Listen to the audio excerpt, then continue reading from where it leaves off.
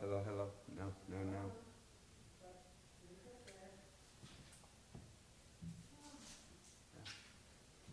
Uh,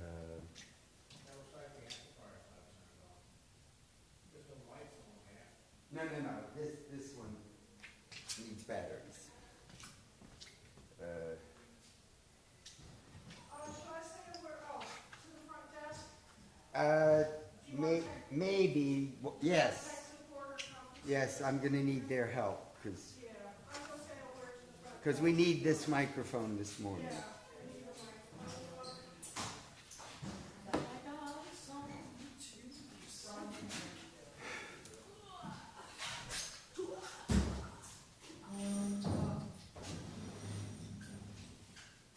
Is it supposed to rain all day? Does anyone know? Let me look. Yeah, kind of, sort of. I haven't. Oh, okay. It's supposed to rain tomorrow? Yeah.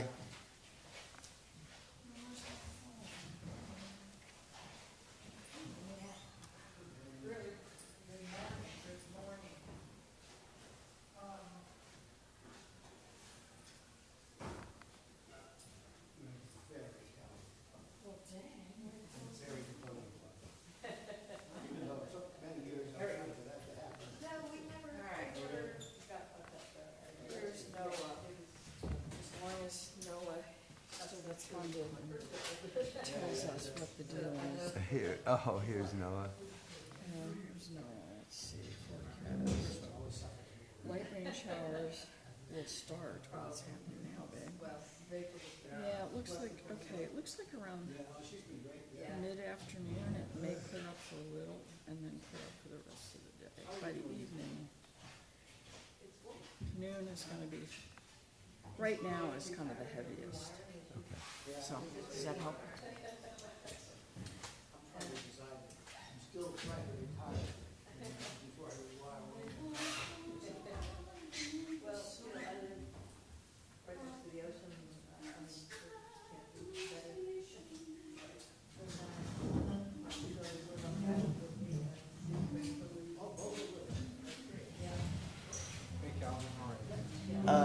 We're gonna need this. It looks like it's low on battery.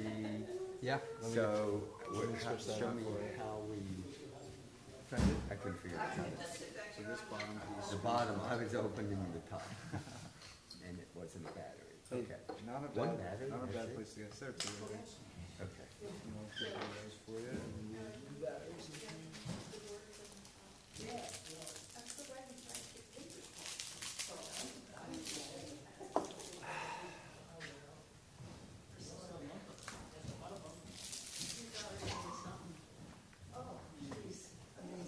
Yeah, we actually got those two new wireless mics yesterday. We just haven't set them up in here yet. Yeah. They really do help.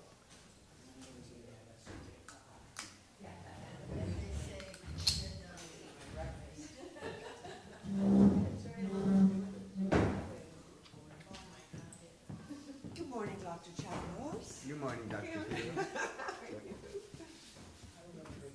This is good. I'm good. Good. I'm We'll be brief. You don't need to do anything now. good.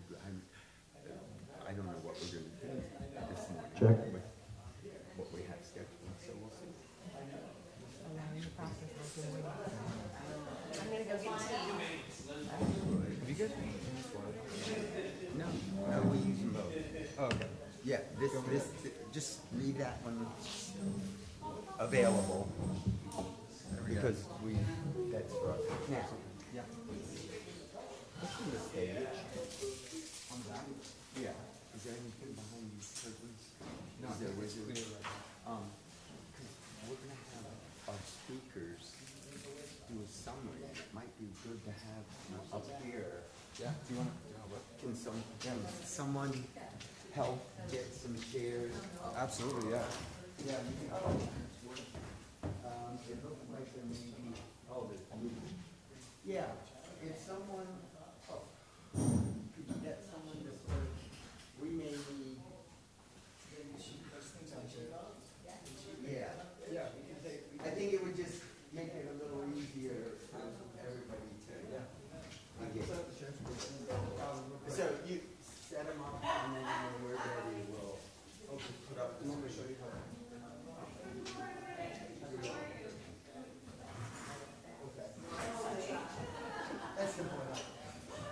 No sandbags.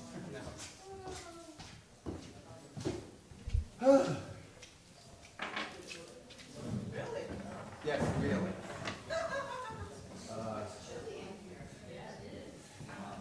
Wait until all the hot air comes in, Roberta. Well, yeah, there is that. There is that. How are you? Yeah, how are you doing, Calvin? Your body seems like it's telling us something different. The what? Your body seems like something different. No, I Oh, I see. I'm still breathing. I'm just not finished yet. Are any of us? Yeah, Are we all I can't.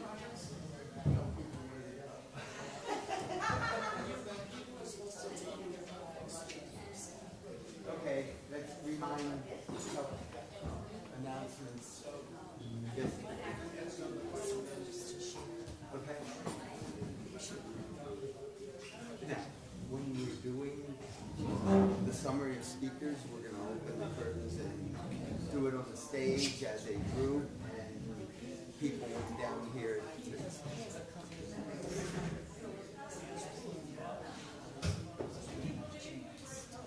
to talk. But if there are individual things, I would like to put up my PowerPoint and have it, and go through the talking map. Just to show the PowerPoint, the website for the film, and that's all. So can I do that? yep. Okay, and so, Actually, is it on a slide? yes, one slide. Put it on my, just copy it and put it in my Okay, slide can you deck. do that? Yeah, I can do it. I'm not used to this computer, so it takes me a little while. So it's up there, Yours. Taylor's mysticism, it's slide 2. And I'll just say one thing. This one? That's it. So I can copy Deal. this that and this. Probably there. I'll Okay, whatever, put it early. whatever works for you. Yeah, so it's early. Very happy. The second one I think works better, but maybe it doesn't. Yeah, There. that's fine. Ready to go? Okay. Okay, good. So I won't forget it. It will be Yeah, there. It will it'll be get there, in the and way I'll hop of up and whatever. say Yeah. something because there are a Yes. couple things on that slide. Yes. Okay? Yes, yes. Great, great, great. And I'm glad at least some people stayed, some people said that they liked it I so thought- much they didn't leave, they were gonna leave. I thought quite. That was a large number for a movie that late. Yeah, to I stay think here. so. Yeah. That was. Yes, that was a large number. Don't usually get it. Yeah, I'm glad thanks again for, allowing that. You heard the cheers when you were in the movie. Did you hear it?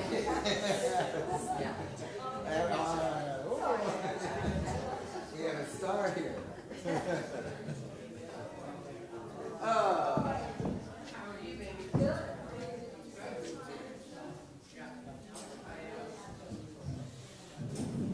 Well, I guess my morning is going to run into the whole rest of the morning. It will not be very well demarcated. We have a process today, and then chop, and then go down to the dock when they go. No, we just did it here. Okay, that was. Yeah,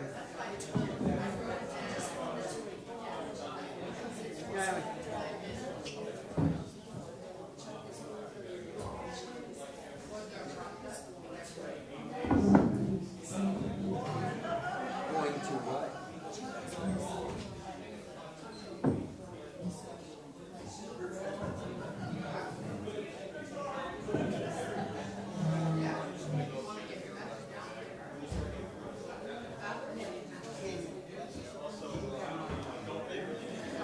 Can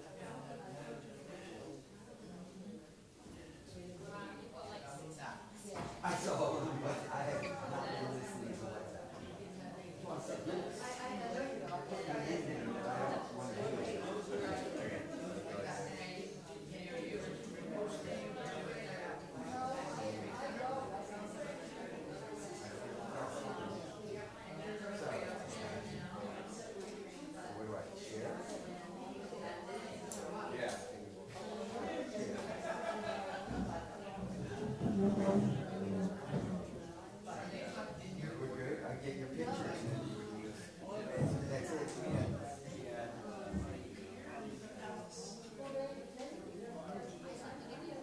That's all.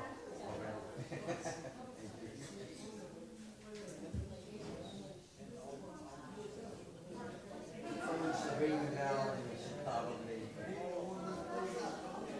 Yeah, just ring it. That might be.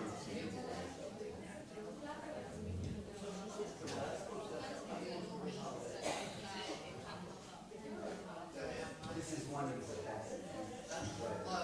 Often it's cold this time of year. Yes, so, and for the rest of the country, this was the best place.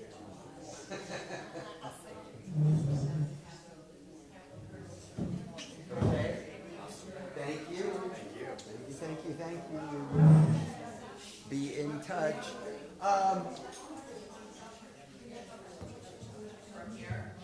Let's, while we are waiting, if we would stand as a group and silently do the body prayer to prepare for the day. 3 times, I'll lead it. I won't say a word. You can read it if you need to.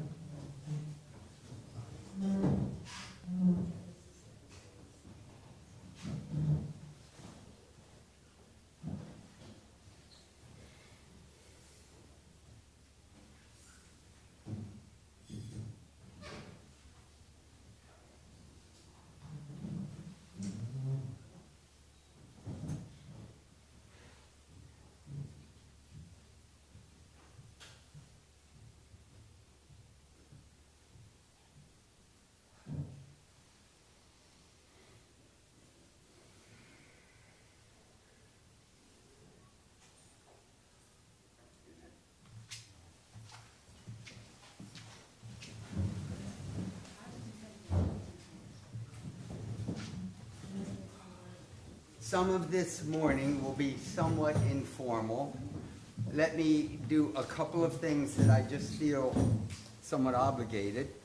Again, I want to take the opportunity to thank Avatar for their additional sponsorship, because with their additional sponsorship, I think it gave us the freedom to think big and long and with less restrictions than we usually have.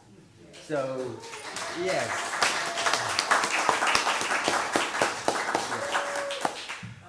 Here's the address. We wanted to write it down. There's the address. You can go online. It's just Avatar Residential Detox Center in New Jersey. Patel is the owner. He's a businessman who didn't know anything about addiction other than his father in India was an alcoholic, and he made lots of money in the stock market and wanted to give to the world. So he set up the addiction center. It was to be based on spiritual principles, and that's what they have there. So he's a wonderful man. Kathleen has asked me to. There were a number of you at the movie last night. I said that it was a very good attendance for a movie that late for this island. You want to say a few things? People were asking for how to access it. Yes, and the easiest way, you can go on PBS and try to find it. But if you look at the website down the bottom, and the problem is you have to know how to spell Teilhard's name. Hardly anybody knows how to do that, or even to say his name. That's the other thing. So at the very bottom, there's a website. If you write it down And then you go to that website, right at the top of the front page is the film. Just click it all over. And I just want to thank everybody who came and those who look at, watch it later. Yeah. Thank you. I want to begin with something I'm being told is impossible. Following up on JD's awe. One day I was driving home and there was a rainbow. And as I continued on my way home, the rainbow looked like it was right over my development. I continued, it was almost 2-3 miles. Normally, a rainbow moves when you get close. This rainbow did not move. And it didn't disappear until I was about 200 feet in front of the entrance to my development. So I call my daughter and say, go outside, go outside. And when we went outside, hold on, we saw this first. It's sort of a panoramic view, and notice a little bit of bluish, purplish color. And everything was suffused with the colors that were in the sky. You can see the lightning. It was a storm. And we stayed there, and in 5 minutes, the sky looked like that. It really looked like that. Everything was golden. All the trees, the property, and there again. 5 minutes later, it looked like that. We were in the end of a rainbow. It looks golden. It looks golden. Well, this one's red. This was just a brilliant red surrounding everything. But unfortunately, there was no pot of gold. But, is Sarmeet here? It was in my heart. But talk about awesome. And most scientists would say that isn't possible. So I don't know what we were in, but we were in the end of a fucking rainbow.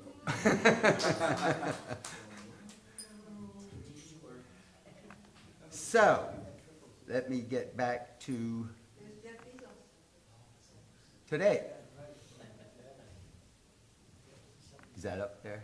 Yes. I need to I don't need to install this. Okay.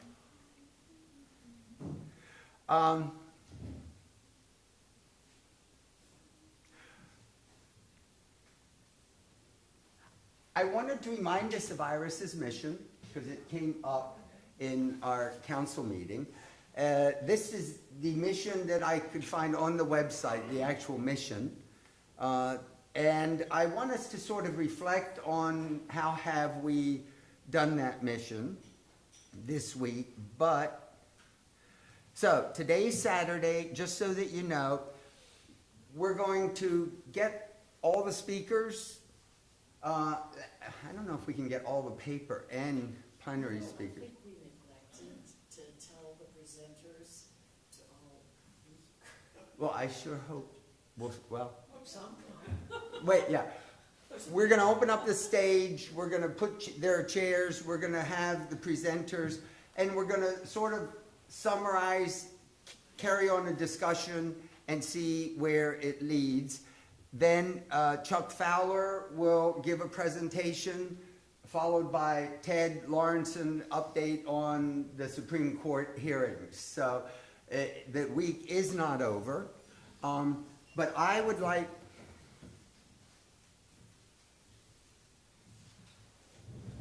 Intentions. We came with an intention. And I would just like to begin that my intention, Iris gave me a gift over the last 5 years. This was to be a gift for you to join in with me and the being of joyful and gloriously celebrating the worth and dignity of being alive. And what I got in the chapel today, thank you so much for the gift you have given me. I believe we have achieved a gift for Iris, and we hope that it will just continue. It's been magic for me. I hope it has been for you all. And so we would like to look at and spend a little time, what were your intentions? And I would like to start with who had your intentions fulfilled? Did anyone, and what were they? Do you want, and we actually have a microphone that works. Well, my recommendation from my friend Claire was that I think thoughts that I have not yet thought, and there were some of those. I don't know, like really,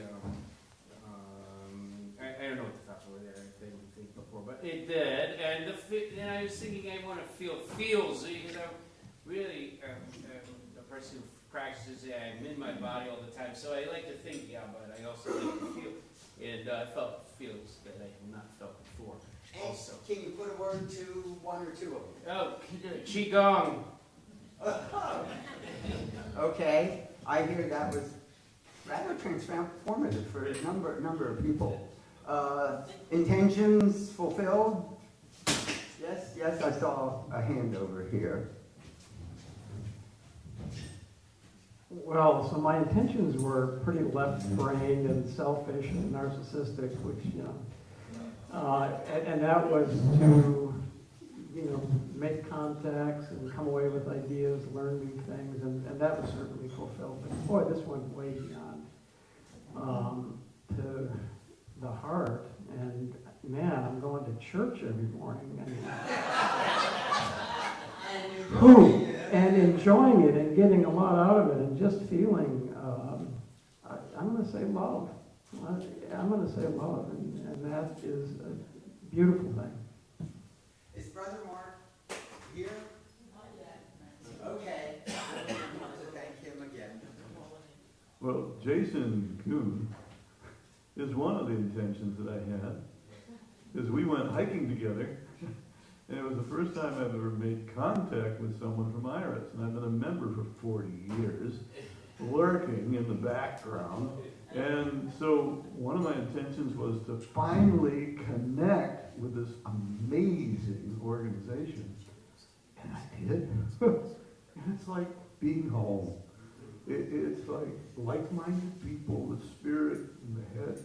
And obviously when we did the worldview, oh yeah, everybody's integral. So it's like, I knew that one before I even filled the thing out.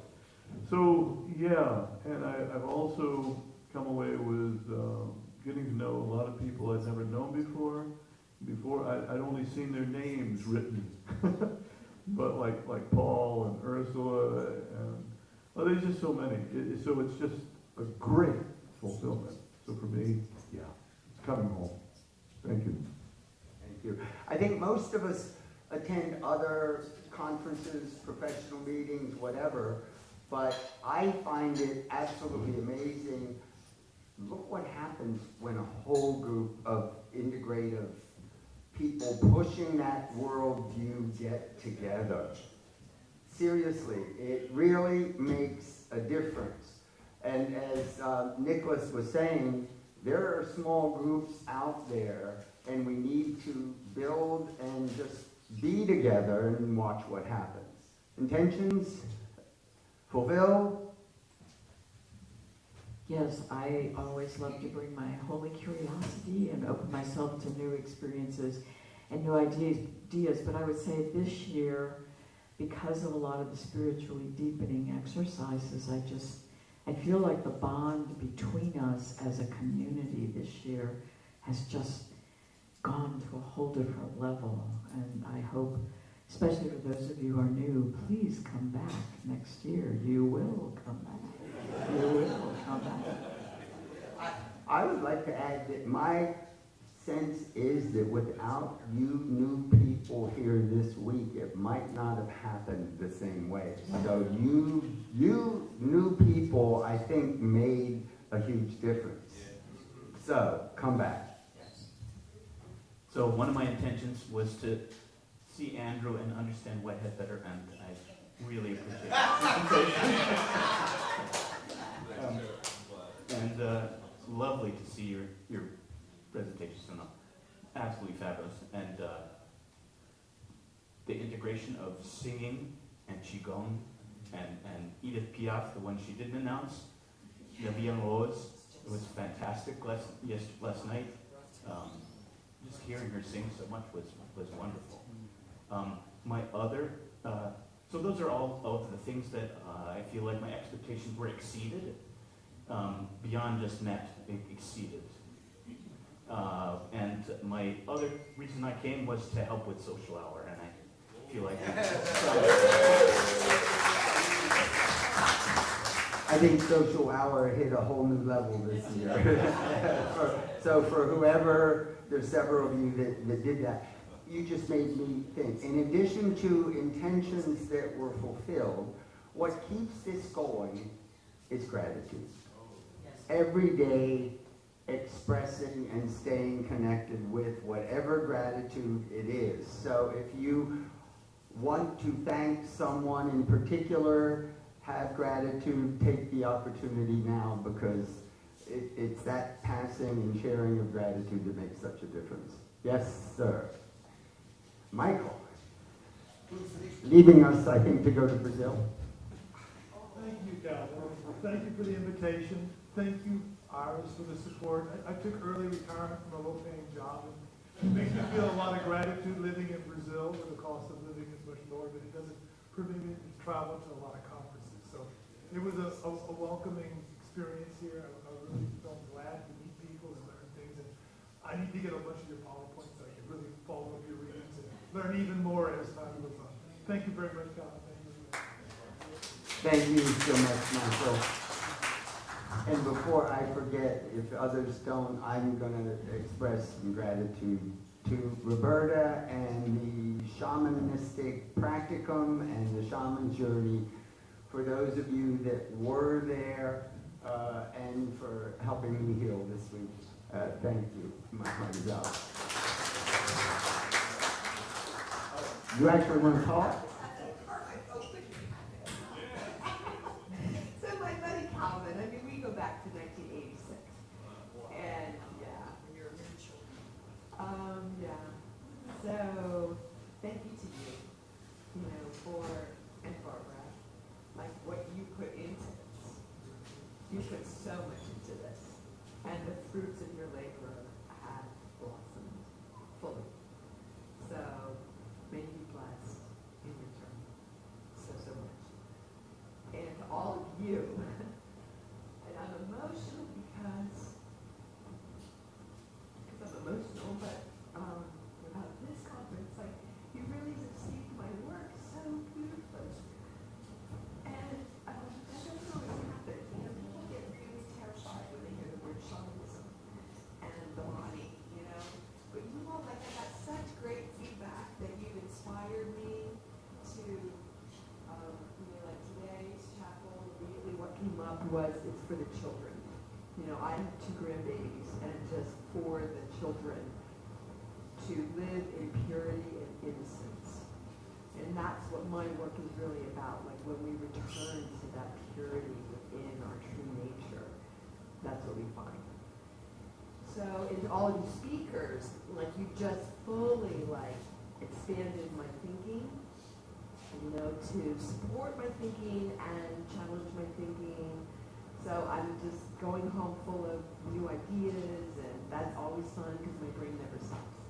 So this is my first time here, and I will be back. Appreciate it. So thank you to all of you. Bless you. I think, Roberta, I think a large part, yes, this is on, is I think we embody what we've been talking about for so long. And the embodiment of, and practices that everyone, what happened? You're on. I'm on? Okay. Made a difference. So you get to see what happens when what your book that you're writing succeeds with, we now experience it. Someone had a hand.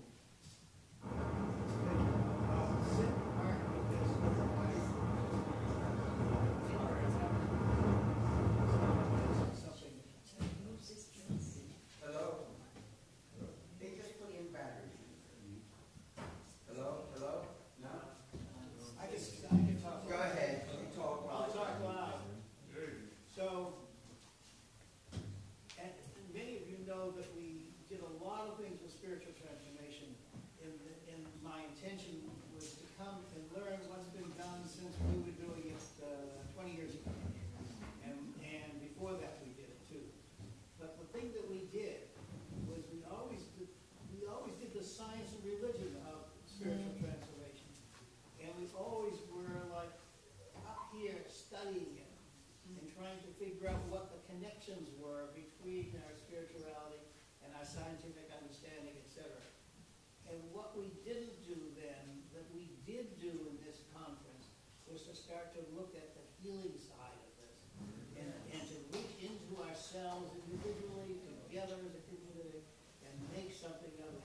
So when I hear we will come back, we not only need to come back, you also need to take something with us from this conference that we bring out to everybody else that we can connect with. So please bring something with you from what you've learned and bring it out. And I will only say thank you for being the architect of this thing. It's been a great pleasure to be here and so exciting to see this other dimension. That means there is a future for all of it we do, but we need to bring it with us. And then come back again next year to see how we did over the year following.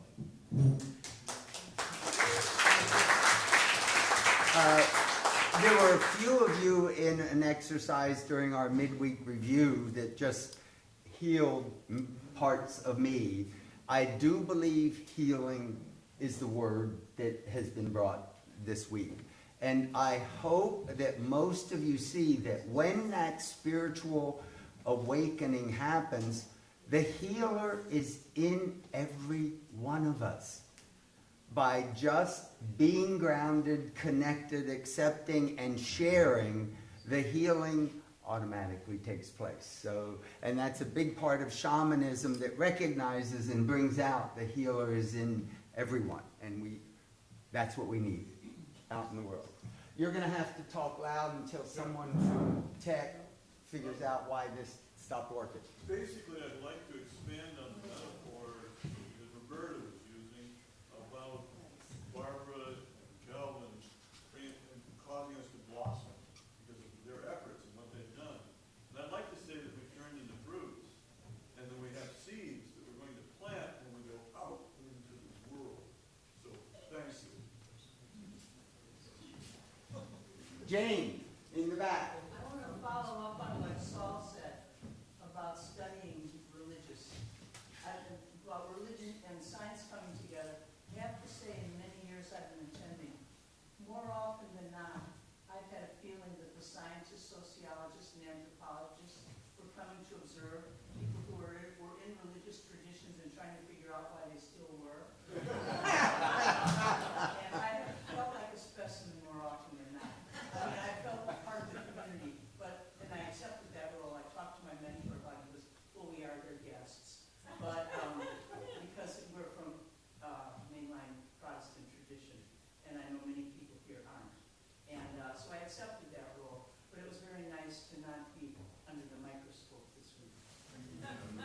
I think from all the years I've been here, I probably never heard the God word said as often and as meaningfully and accepted by everyone here. So I think we've actually had a different experience of the God word. You're gonna have to, yeah. Can you, I called. why is this not working? We just put in the One thing I batteries. want to lift up that some of us have been aware of and many probably not, and that's the children who have been here. When Jessica and I and my two grandsons, Neil and Luca, left to come here, Jessica said, "You may not bring your screens." They did not bring their screens. They got off the boat and played all week. The only thing that Jessica had to do was to find them when it was time to go to bed. And there, Jennifer, of course, and her helpers coordinated what they did, but most of it, as near as I could tell, just came from playfulness, love, and community between all of these little beings running around.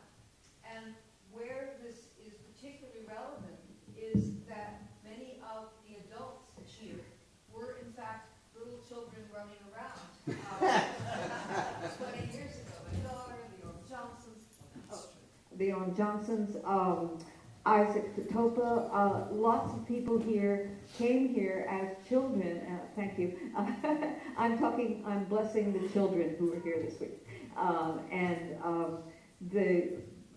For those of you planning to come back, I hope many of you think about bringing grandchildren, nieces, nephews, people who can join this community. When new little kids come in, they're immediately accepted. There's no hierarchy kind of thing going on.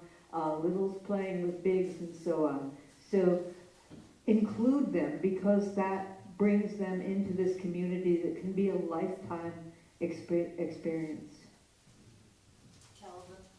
Yes. Okay, this might be the time to say that that Jennifer wants to remind everybody to take your bag. Okay, your little gift bag. Thank you. So let me move on, but I want to get back to this. And I want to have us take a look and look at your journey this week, and in separating our thoughts, our feelings, our actions, what has happened to your sense of self-confidence, your self-esteem, your doing abilities, your sense of self-worth. And over, we've heard in multiple places the key to dignity, when we redefine it not as a noun, but an expression of what we honor. Over and over again, having the courage to open our hearts in a reasoning, thoughtful manner. And what we didn't emphasize initially, notice how when we carry each of these aspects of being to the social domain, we end up with wisdom. Okay? Beginning with choice, making choices with reason, we learn from that experience, and that learning becomes wisdom socially. When we open to the empathy, expand our hearts, we get to a level of caring, and the ultimate caring socially, we heard this morning, is justice. It takes us there. When we have the courage to be honest with ourselves, with others, at a certain point we no longer have to protect humanity if we can get rid of our war instruments, and happiness, well-being is about giving. And eventually, generosity with no strings attached. And I believe we've all touched new levels of love, new levels of moral activism, urgency, necessity, and a faith in a faith in the source, a faith in our ability to tap into the source, our ability to share the source and communicate with others, an ability to benefit from others' experiences of source. So I think we see how all of this was part of our journey, and I thank you for coming along with that journey. Now, speakers, raise your hands while you all talk amongst yourselves. The stage should be set. We want to put this screen up, open the curtains, and I'd like the speakers to come up and have maybe 10 or 15 minutes of a discussion between us, asking questions and then opening it to the whole group and see where we go. Okay? Someone, you can get people to talk amongst yourselves.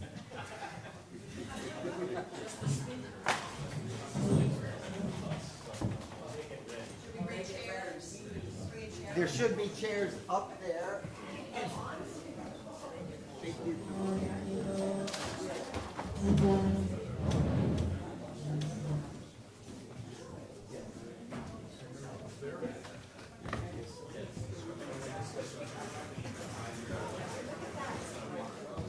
Speakers, come on up. We've got that one. Okay.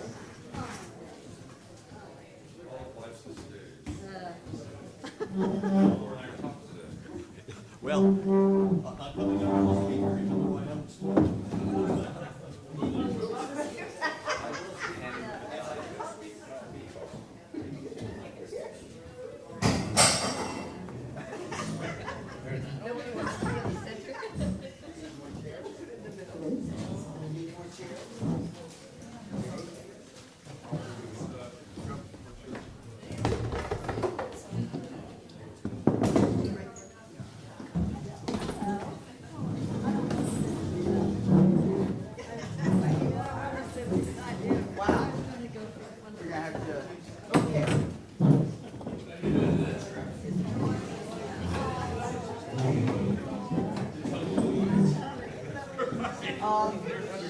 I didn't know I was going to be in the spotlight. Want to start it? So, talk amongst ourselves. Let's start meeting in this circle here. We have to open our circle.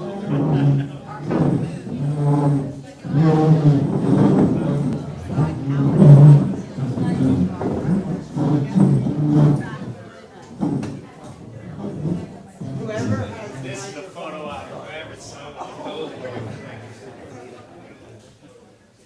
Whoever has the microphone. Hi. What? Do we need that projector on? No. And it may be, what have you learned from someone here? What was new? Whatever. And we will shut off the spotlight. But maybe also, may I just suggest also? Do it. That perhaps including all of you We will. might get some sparks going up here now. I'd like to see what happens when we all talk, and then we'll open it up. Yeah, wasn't expecting this, but anyway. Yeah, I just wanted to start by saying, I guess I came to Star Island this week with, like, not really knowing what to expect.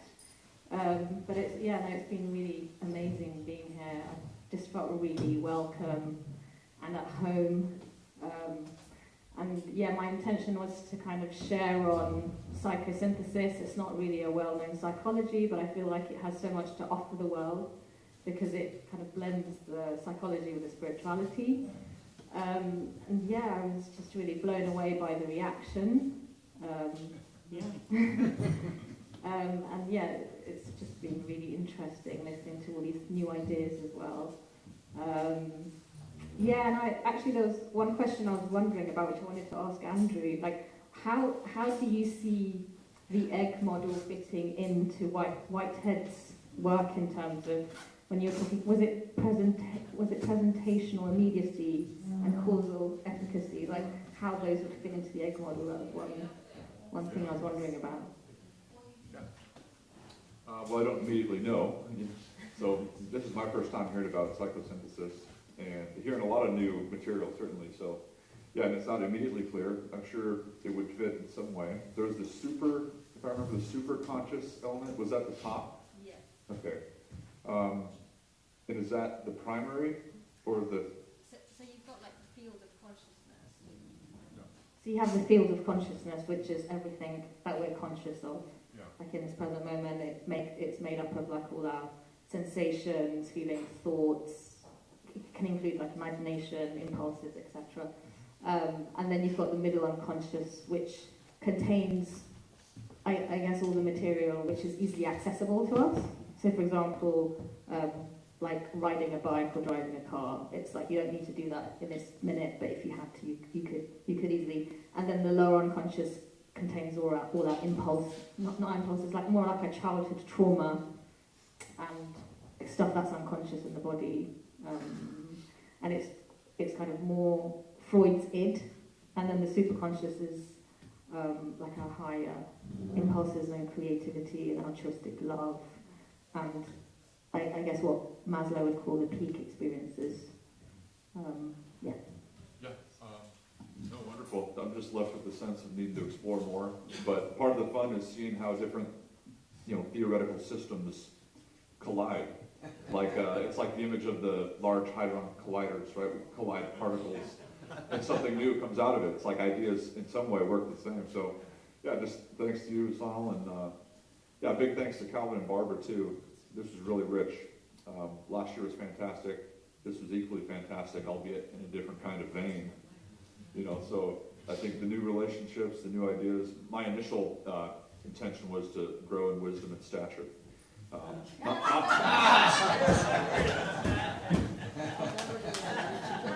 Not taller,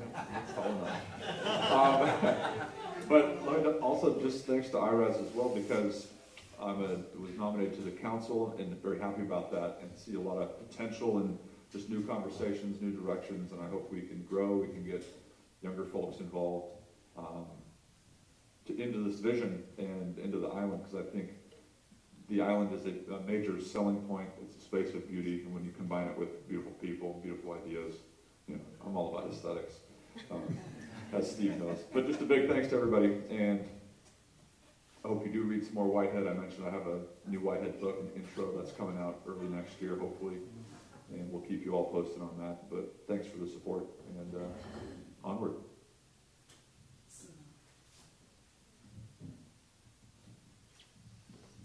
I think this is like a Quaker meeting, whatever meeting.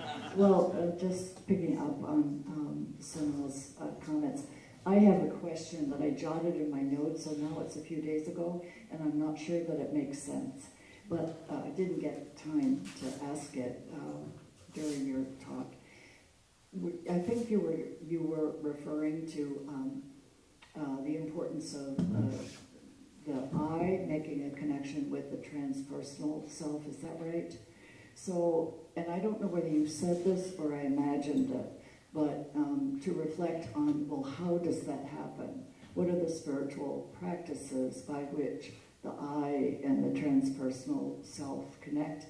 And whether I thought it, imagined it, or you said it, I thought there was an emphasis on those practices perhaps being solitary ones, as in meditation, prayer, and so on. But when I think about what that relationship would mean to me, I most often experience it not in solitary practices, but right smack dab in the middle of an event.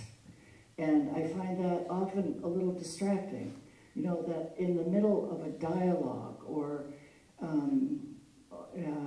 often with another person or a group of people, or even sometimes an interaction that doesn't involve another person. So I think about then process thought. And I just wonder if you could offer some comments about that experience. I don't know if I'm answering your question when I say this, but I'm just based on what you're saying, to my understandings of what your question was. So, yeah, there's still, I guess there's still a lot to say about psychosynthesis, and obviously only had an hour to really go through it. But there are essentially like 4 stages in human development, according to Assagioli, and the first 2 are around personal psychosynthesis, where you're looking to build like a healthy ego, and then develop in self-consciousness, and then kind of gain mastery over your personality. And I guess with that, that would involve meditation, where you're kind of developing these properties of around self-consciousness and will. And so I guess part of that would involve solitary activities such as meditation, because you're trying to develop that, the will and being conscious. But I think then the other two parts are to do with spiritual psychosynthesis, which is connecting to self. And that I-self relationship is kind of described as an I-thou relationship. Yeah.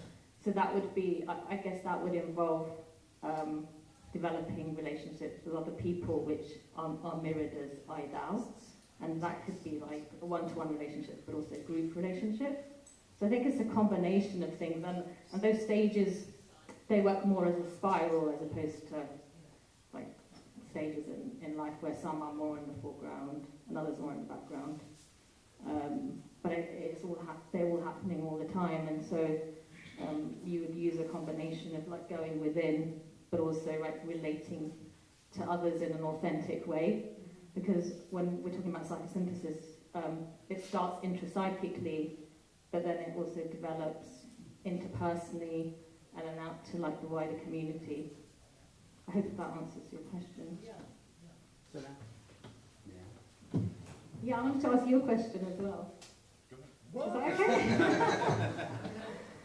So, Calvin, based on what I presented, how do you see psychosynthesis fitting into the framework of spirituality? We're going to spend quite a number of weeks writing a paper about it, because I don't have the answer. There's something definitely, lots that connects. It's like learning a different language, and I'm going to have to retranslate how I think. I wanted to add the comment, I think we've seen the power of the group also. This week for me, it's been like God is part of a group. And the group process through shamanism, through chanting at chapel, through the singing, I think took me to a different level of connectedness that was not verbal. Just feeling the chanting and the alming and was wonderful in a sense that I don't even have words for some of it. I just remember it and can go back and reconnect. But we will work on that. This has nothing to do with anything, but you're awfully close. I'm always supposed to be there. No, I don't have anything to say except Calvin, don't fall off the stage.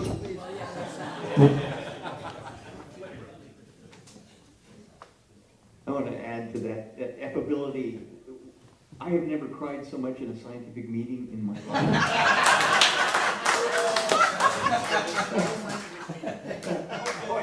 Or a religious meeting. This was an amazing experience because there was a sense of imagination that I've never seen before, a sense of belonging that I've never sensed before in any kind of meeting.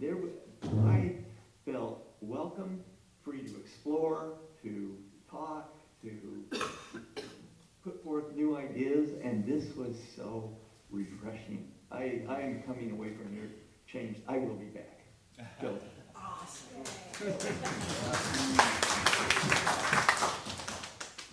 So this is my first time to IRAS, and I really didn't know what to expect.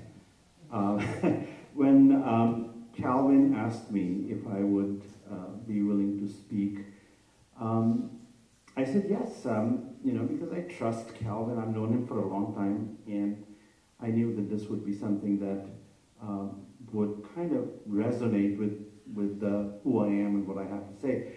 But I really didn't know what to expect. In fact, I know that there are other similar organizations that I have had chance to have some connection with, mostly to do with psychology and spirituality and so forth. And so when I came in here, I was, whatever. We'll see how it goes, and if it doesn't really work out, it'll be a nice vacation on Star Island. And so that's kind of how I came in, but I was blown away. I mean, you know, talk after talk after talk, I felt like I was being gobsmacked with all kinds of ideas, and they all connected. I mean, it all seemed like there was an extension and new insights into what I would never have thought of if I had not heard some of the people speak. So it's been an incredible experience for me in terms of expanding my perspective, my viewpoints, all kinds of new avenues that I think I would never have imagined, that I now feel like have opened up as a result of what I've heard people say. So it's just been an incredible experience. I mean, I'm a convert. I definitely feel like an Irasian already. But I also have to repeat what Steve said. There's something else here. It's not just science. It's not just ideas. It's not just intellect. It's a feeling that I can just absolutely feel around this group that makes all the difference. I mean, it's I really don't know how to put it in words. Let me say that I have never been hugged as much as I have been. I've never been smiled at. It's just mind-blowing to me, the feeling and I think we have a treasure here. I think we have something that the world needs, and I just want to find a way to get it out there somehow. Lots and lots of people need to know what we have here. It's something very, very special. May I want to put some of the attribution where I think it really belongs, because when you go back to the founders of IRAS, my sense for you older, that was the spirit that IRAS was founded in. And especially after my contact with Carl Peters and the book, he lived what we've lived this week. So I don't think we could have had this happen without the years and the people that set the stage and build it for us. We have been building all week on their shoulders. So thank IRAS. Ursula. So, as one of the old timers, it's been a week that has been, to my memory, much deeper in terms of hugs than any I remember. And I would like to give major attribution of that, not only to the organizers and everybody, but to Brother Mark.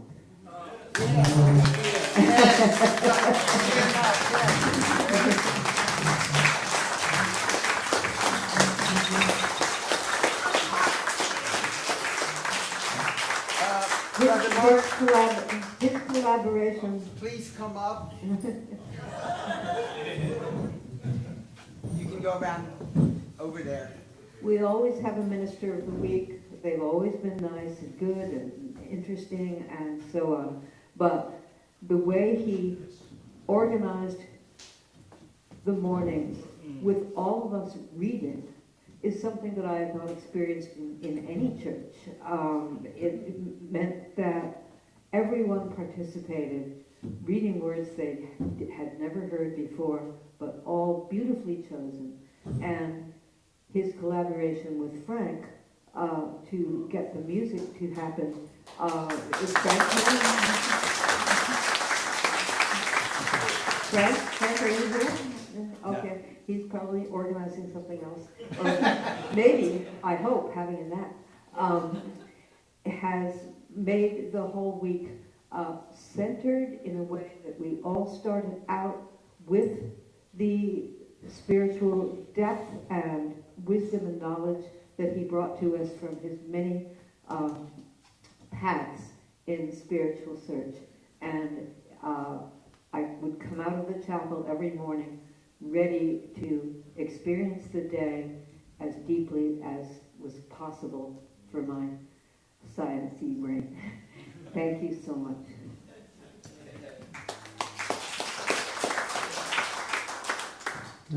Well, I was asked this morning at breakfast is whether science and this meeting increased my spirituality.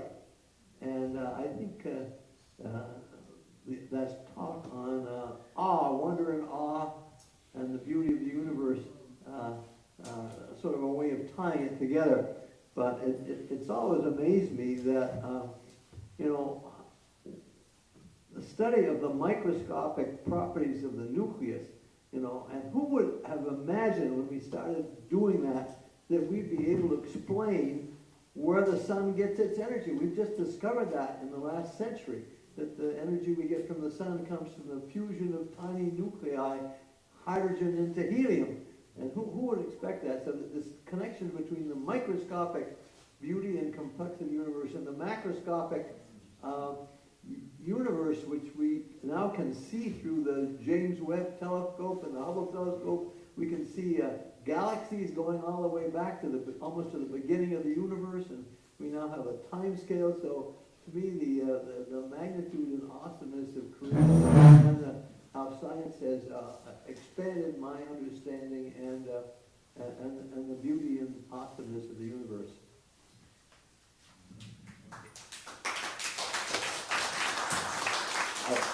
Let me just add, we've been talking about how ineffable the experience is. I found the word for this week, awesome. Just awesome in many ways. And thank you, JD, for connecting us to that. Absolutely. So of course my psychological mind is deconstructing what have we all done together all week that has created the community that we are. And I know, Calvin, you were, you know, on a regular basis talking to me about what you wanted to happen on Monday, what was going to happen on Tuesday, psychologically speaking, right? So the underbelly to the design that was created for the unfolding, right, was very deliberate, I know, for you, with you, Barbara, and you. So to see it actually, to observe it, to witness it, to be among it, fits in with this idea of constructive community that I write about. So that's one thing I'm just reflecting on, you know, like, what are the ingredients that each of us individually stepped into internally, made a commitment to the action of that individually, and then the co-creation of that collectively created where we are together. So that's profound. So I'll be thinking about that for a long time, because I think those are the characteristics of the soul. I mean, I'm just sticking with my little trajectory of my presentation, right? But those are the characteristics of the soul, that when we embody them with one another, the potentiality of what is created is infinity. I mean, we become infinity in the potentiality of that. I'm playing with that. Anyhow, Barbara, your question that you asked in regards to psychosynthesis, I also want to respond to, just in terms of remembering that when we encounter one another, so in Gestalt theory, right, in a dyad, when you're encountering other, there's something called the contact boundary. And so self is meeting other and self is dialoguing with other. And so that's occurring on so many different levels. So when we are awakened internally to our soul, our psyche, when we encounter other, we're bringing that in our auric field. So this gets really interesting to me in terms of just bringing wonder to what occurs at the contact boundary when we engage with one another. I mean, we're just not meeting a personality. We're not meeting just cognition. We're not engaging solely on these levels that we think we are. But there's information from the soul that perhaps is wanting to erupt and find healing with the other. So much on so many levels is co-occurring when we meet one another. And so the more we manage that and understand, so you might be reading someone's auric field, besides just the person of that other, it could be something that you're absorbing because your soul is awakened, so you're going to be intuiting energetically information that's there. So the more we can interpret that and help each other interpret that, that's where we elevate to have more clarity, more awareness, and that's the healing. Like our potential to heal one another and keep ascending and evolving and transcending. And then as a community, we keep doing that. And then we live out today that protest. We are collectively unified in that because of what we've done internally first and then within the dyad. And so I just want to remind us that there's a lot going on at that contact boundary. And so the more we just become aware of that and help each other heal that. And so many of you were just a presence for that, which is lovely. Yeah. I just want to bring attention to someone who isn't here. Ralph Piedmont, you just described, we've got our psychological 5-factor personality, and this, I think, is evidence that spirituality is the 6th factor of human being. He pegged it, and I will speak with him that we demonstrated. I think it's amazing because the field, any of you in psychology or whatever, the field won't recognize that. And we see how powerful it is.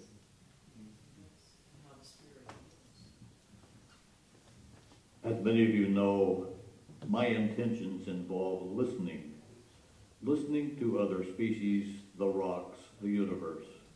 I came to this conference with the intention of listening to people. You have spoken. And Reverend Mark, Brother Mark, your messages have spoken to me very, very deeply in terms of my process of listening to other species. You haven't heard my presentation yet. It will be a presentation exemplifying what I'm talking about.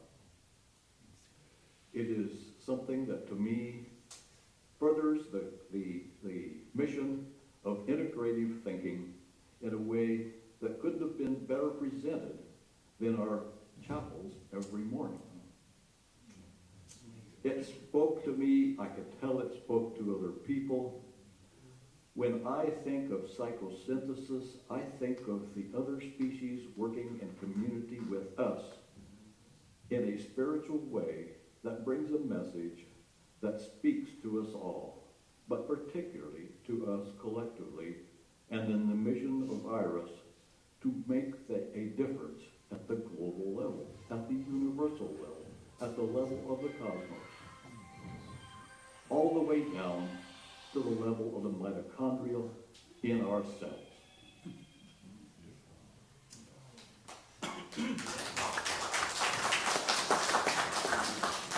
And I welcome anybody who wants to talk with me individually or come to my presentation and enter into a discussion about this.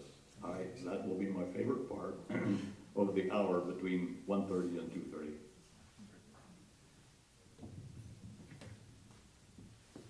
Sorry I missed the introduction. Is this a testimony meeting? Or are questions appropriate? Yes. Oh, okay. So over the week I've noticed some paradoxes. The paradoxes are like a part of spirituality, right? So maybe this doesn't have to be a bad thing, right? That there's contradictions within our own presentations. One of the contradictions we talked about was what's really important, the self, the true self, the higher self, or transcending the self and the self going away. And maybe they're both important at different times. So I would be interested to hear your thoughts on that. And then the second one is, I'm kind of a scrupulous person when it comes to science. And there was some pseudoscience in the presentations this week. We'll debate that, come and talk afterwards. And I was like, so is this about like ideas about spiritual? Like, I guess it's sort of like I was talking to Steve about this. Like, there's a limit to what science can examine, like quantitatively, right? Yes. Can you give like a score to someone's spirituality? Like, would you even want to do that? And is like, I don't know. So I'm curious about this tension between our spiritual experience and like what science can, measure.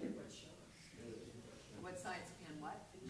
Can measure or prove or help us understand. You're very brave, Rachel. If you look at the psychedelic research and the psychological research on spiritual experience, measures are pretty good. Yeah. The measures are capturing unique things to the point where we can manipulate it, we can monitor it, we can promote spiritual openings and awakenings in what is not pseudoscience. Well, I think I'll sort of keep my comment focused on what I've come here to see as the core issue of the conference, which was Calvin's concern about the role of the self in spirituality and how it can bridge philosophical, and scientific approaches. And I felt like as we heard a lot of different things about the self, and in the end, I didn't feel like we got a clear understanding at a collective level. The one thing that I think I'll just contribute here, it seems like Calvin hasn't changed his ideas at all, which may be good, it may be bad. But what I did sort of come to from listening to him briefly put out his framework this morning is that there really is a big difference between having a spiritual experience and practicing spirituality. We have the same word there, but they are not the same thing, I don't think. And I just keep getting reminded that, the Crusaders, went into battle against unarmed women and children, thinking that they were carrying out the will of God and their higher self, something that I think we all would be appalled by. So just because people think they're being spiritual, I don't think we need to accept that at face value. And just because people allege that something is spirituality, I think at least it deserves further consideration and comparison, and not only the interdisciplinary perspective that Calvin brought to us, but even in cross-cultural perspective. And I think when they do that, it becomes even more problematic. But ultimately, I think Calvin set me on a mission to come to a much clearer understanding, and I think I'm going to continue on the path after this conference, rather than really coming away with a clear understanding. But I really appreciate your efforts to get us to move along this path of philosophical, theological, and scientific understanding of spirituality and the self. Thank you. One of the things that you and some of us have talked about is that the spiritual nature of us is extremely powerful and can be misused. It can be negatively directed. The World Trade Center was the perfect example. And I bring to your attention, if you look at the design of the framework of spirituality, you can't go wrong, because compassion is what's missing from all of the negativity. When you head in the direction of the negative, you are not being compassionate.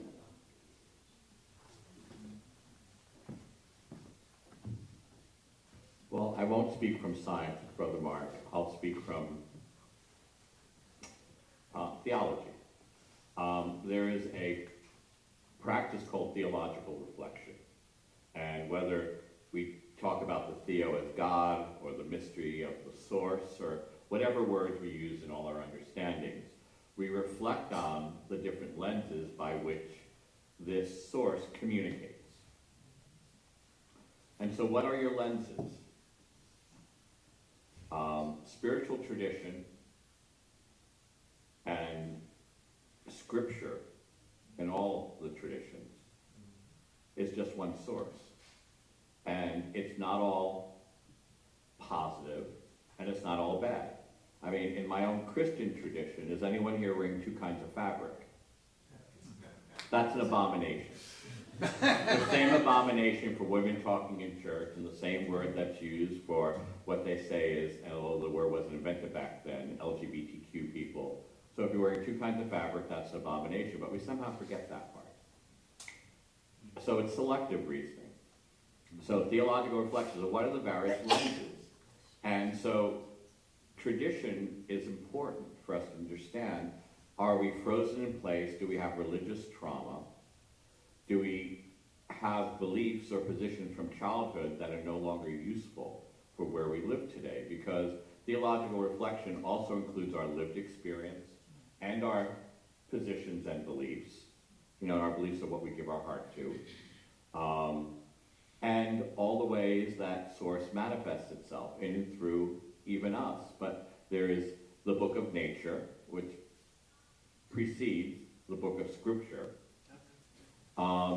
And there's what we create, our product, culture, science, art, all of them. And it's not all, I'm going to use controversial terms right now, good, and it's not all bad, but there are those dimensions and a whole range for all of it. And it takes us not only living on our own and being alone in our own head, and is anybody a 12-stepper here? Because there's some wisdom there, and they say if you're alone in your own head, you're traveling in alien territory. So that's why we're called into communities like this, to share our beliefs. And like that Christmas carol, do you hear what I hear?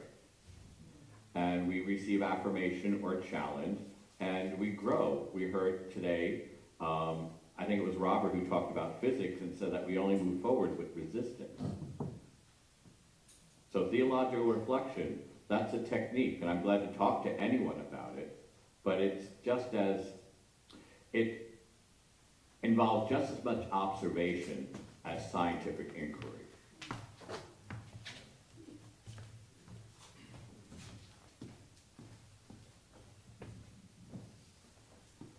Oh, wait a minute.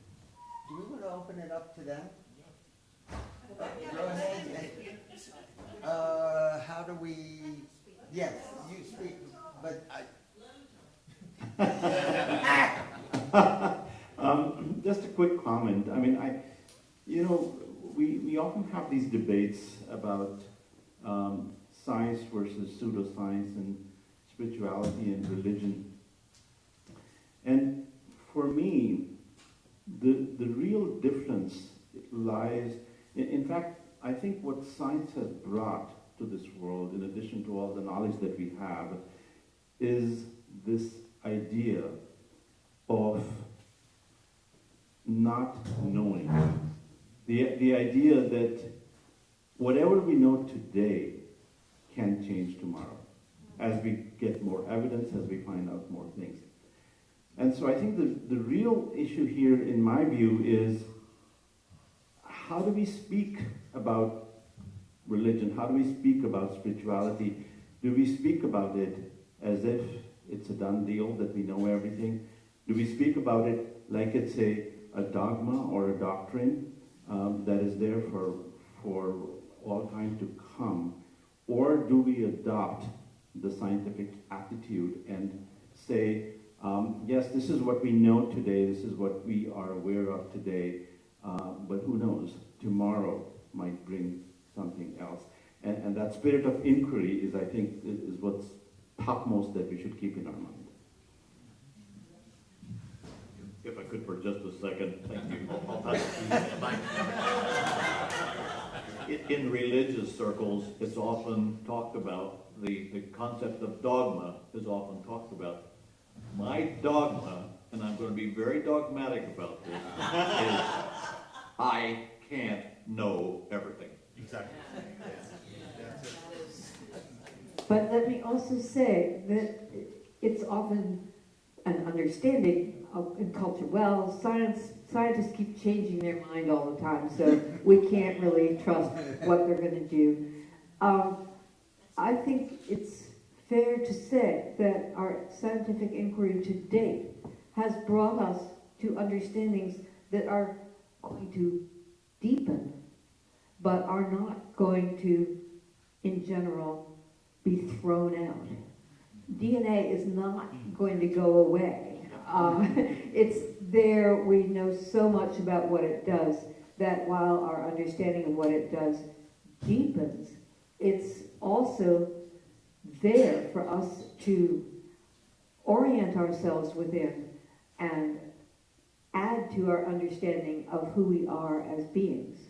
Same with so much of what we now understand about cosmology. These new galaxies that we didn't expect to find at the beginning of time are deepening our understanding of the history of the universe. But we're not throwing galaxies out. We're not saying, okay, galaxies are, an old idea.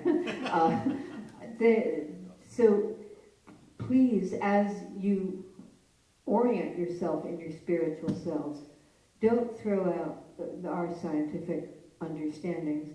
And in fact, that was one of the things that so heartened me about Brother Mark's offerings. Every time he had something, he had spiritual and science. Spiritual and science. They go together, and please continue to deepen your curiosity about the natural world, because we understand a lot about it, and it is mind-blowing. Awesome. Do you want me to carry this microphone around if people have questions? Yeah, so Actually, we could probably pull this one up here, but give them that. Here. Don't forget it's attached. I know, but it's a long. I want to hear that. You want to give me that? No. This is the 81st choir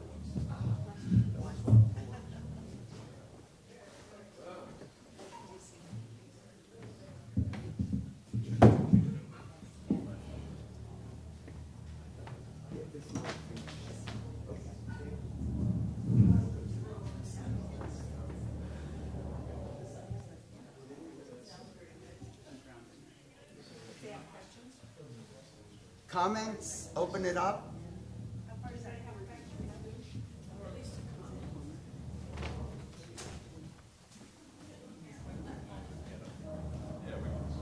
Thank you. Is this on? Okay. Chuck, I just wanted to honor what you said. I see us as a community of seekers. And when we come in humility and acknowledge that we don't have all the answers, as seekers, that humility, I think, binds us. We all acknowledge that we just have one slice of a greater truth, a larger mystery.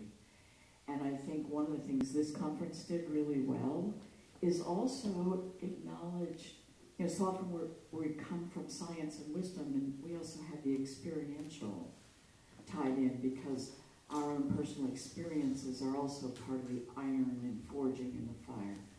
So thank you all, and thank you to our conference organizers for creating both of those, all those experiences. Since that was addressed to me, or mentioned me, could I have 1 second to respond? Yeah, right. We have a couple more minutes if we have one or more questions, and then we'll take a break. And In my teaching at Seattle University, Jesuit, I'm sorry, the exercise with my students was for them to get in touch with their not knowing all about themselves. Sometimes they thought they were going to fail the class because they couldn't answer the question, who are you? And we learned that then they could take that kind of perspective and apply it at the species level. I want to say something about that. This is a little bit of revealing planning in the moment here, but is this on? Yes. Okay. There's been a lot of discussion, probably among you, but also I'm aware of a lot of people raising questions about where does IRAS as a community go from here? Do we go somewhere in some way from here, from what's happened this week? And I'm carrying around my laptop because I have a question from one of our vice presidents who couldn't be here, but who has tuned in all week, that he wants me to address to all of the speakers. So I'm thinking that when we reconvene at 11:30, that perhaps some of those questions and comments and thoughts could be part of what we do in that next part of this morning. More focused on IRAS. Somewhat, you know, as a community. Yeah. That came up in the council meeting also yesterday. So what now? That, I guess, broadly, that question. So, shall we? Thank you all. We'll take a break and come back. Actually, we have a half an hour break, which we can use. Come back at 11:30. Thank you all. Remember to send your PowerPoints or leave them here so we can get them on the website.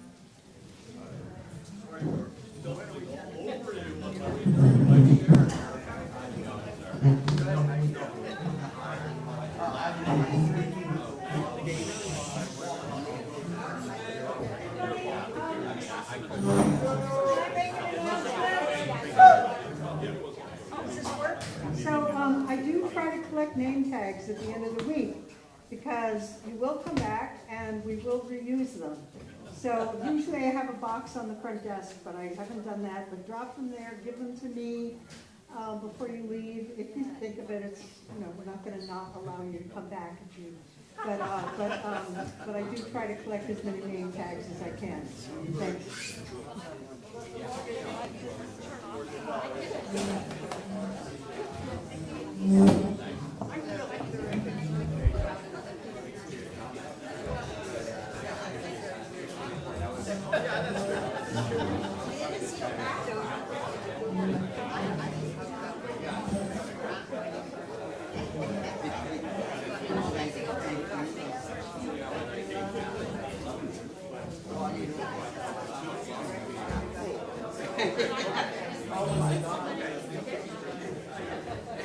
I will call you.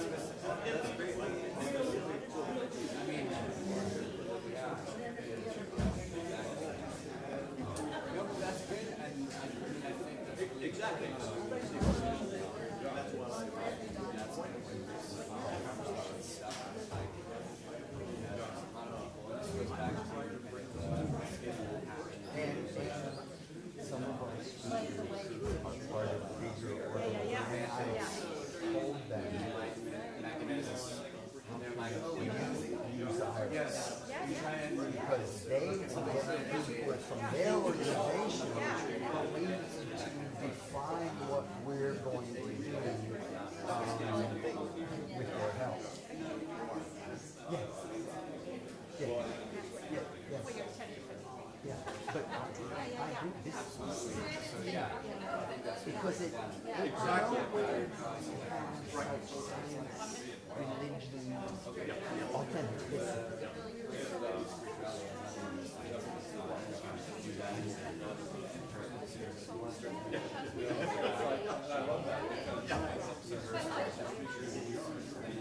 Exactly.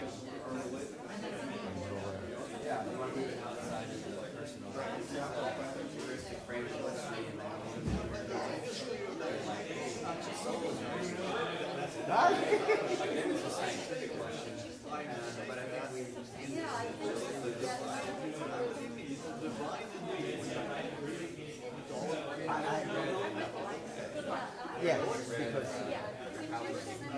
think IRAS needs to change. And the only change really is to define itself. Because I totally realize what we have that isn't anywhere else. I don't know how. I'm just trying to organize it. That's all. This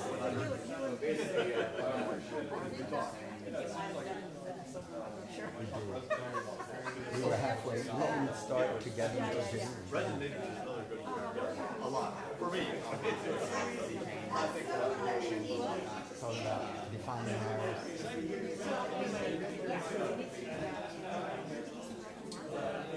Yeah, well, and also, like, I think maybe a case that might, because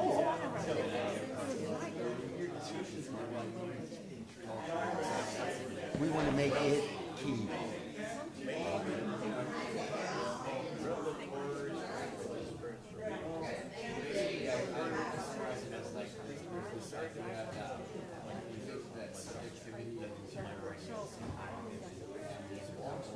Zygon?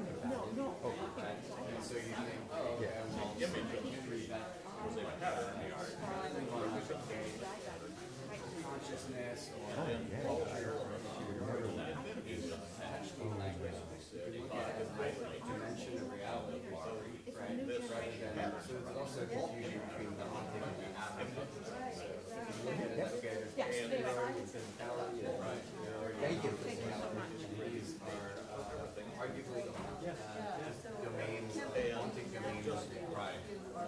And then you can make kind of truth claims in relationship to the domains of very low. But we also associate both of that with exteriority. That's something that only happens when we have scientists stuff is getting involved.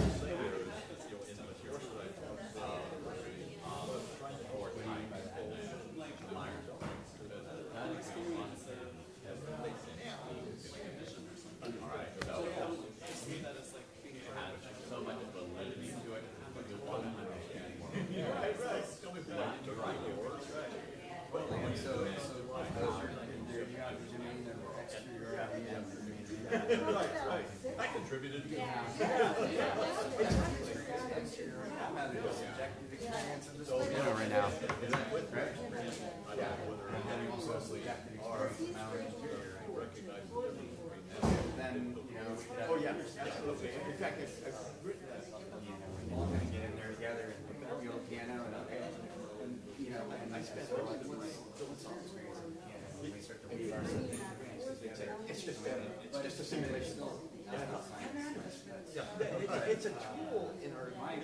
As complexity emerges, it has to. It's the only way you can even get at it. Yeah. And there's a comment that Jesus all models are wrong. I mean, there's and I have. What do we mean by objectivity? Objectivity of simulation of a small lake. So you're making a truth claim that something is objectively. So that's basically very systematic. You have an informal interjective consensus among people. Okay, let's make that very systematic. Transparent. Let's have a rigorous peer review process.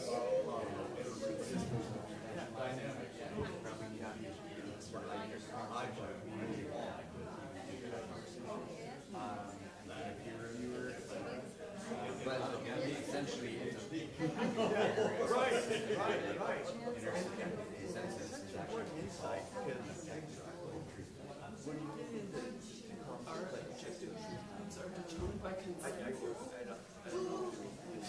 Yeah, absolutely. And so that same process can be applied to the argument. It's we break out of the, we clear the kind of. They're innocent people. Okay, yeah, there's no reason that you should. Then we take the kind of frame that that always helps me. We can study consciousness and culture and interiority. People have been talking about you can have a first-person experience of that, and aesthetic also.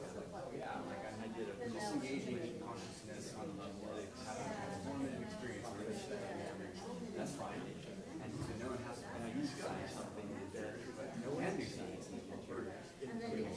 nobody looked for it. Right, it's not that nobody had seen it, nobody looked for it. Right.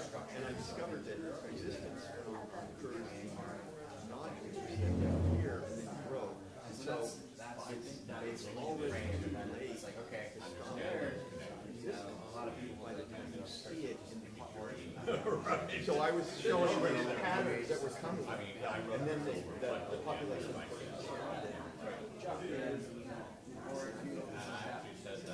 Somebody took respect for that. Tested it and said, this is right. It was and then it emerged when people start looking for it, then it science still remains there are communities operating right, and it's not the actual form of the patterns that really like meditate here. Yeah, it's like it's hard. There's no getting but that's a the idea. How I would see it, like all that is kind of like patterns and patterns.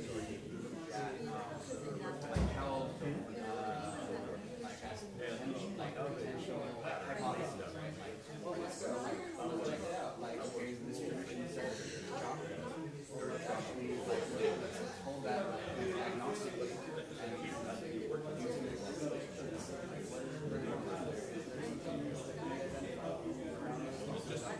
all the claims that they were not civilized citizens.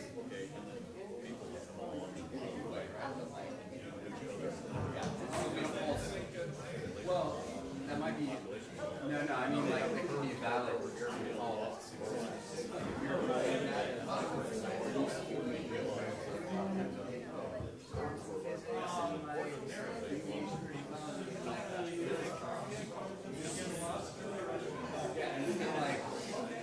My response in general, like maybe, like let's actually do this and like some people have started to do that. If you take, say, for example, Ayurveda or traditional medicine, you really look at it scientifically. What most people find is that a lot of it is correlated, and then certain parts of it don't. They're like, no,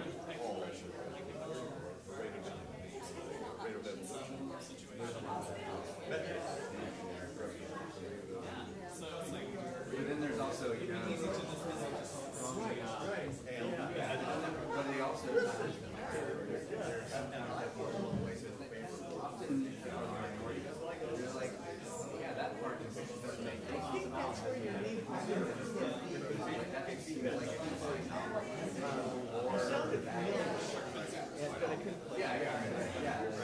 Weird way out.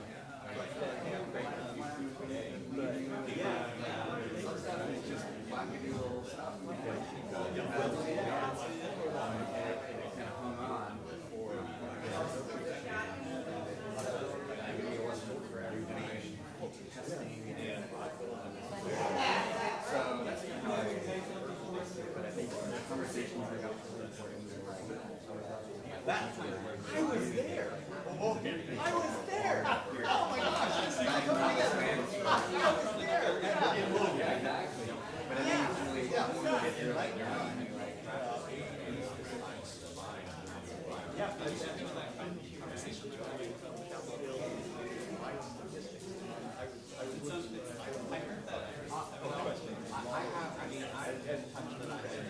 I think now we've discovered why.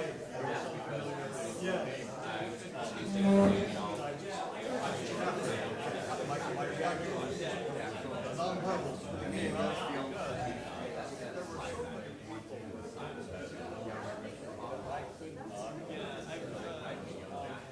And later on, discovered that they were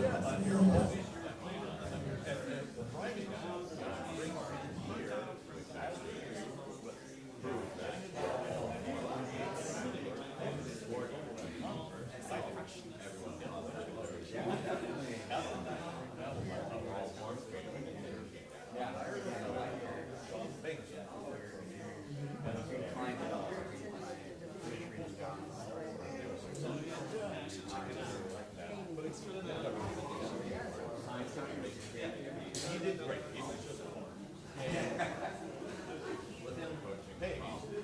learned that he is an accountant.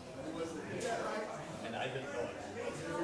So You had all this influence you didn't even know about it. Oh, well, absolutely, absolutely, I can't. And so, he worked out great.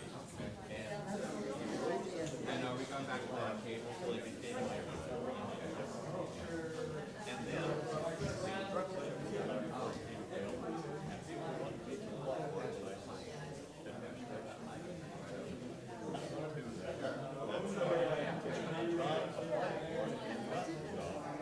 well, through all that process, I grew to know him fairly well. His sister, sits out here. She spoke to me, led the meeting this week. She got to know me through Christmas parties at his house, and knew enough about both my personal situation and my son. She said, Chuck, there's this organization, they're having a conference on structural. I don't know what it is. I really think you should go. So we went, and I got hooked. This is my first, I've known that, I've been a member of IRAS since probably. I've had my eye on it a little while. But usually I do field research in the summer. Yeah. And if they indeed stay on track, I think your second half is about characterization of IRAS. And talk about that. He mentioned it. I've had this office for years and years. I published it twice a year. That this was more amazing than I could imagine. It really Yeah. Just now, getting to know you better, I'm curious about the history of working in the field of population dynamics. What things you read, what you had. I was working with him. I got that right. Any section general. I worked on it. Yeah, that's what I should. I started with just looking at transgenic crops and insects moving around. I mean, if you notice, I did a caveat, when I said, well, I'm going to talk about theological. How they spread, Yeah. their population growth and their genetics. After that, I was hunting to work on insects. So I was doing small resistance population, looking for ways to control things. That was kind of work. Okay, right, yeah, that gives me a little bit of an idea on that. Yeah. Yeah, thank you for saying that, because to me, population dynamics are population dynamics. Yeah. I was actually, right, and to me, it's a really fascinating world. And because of my work on pride and everything,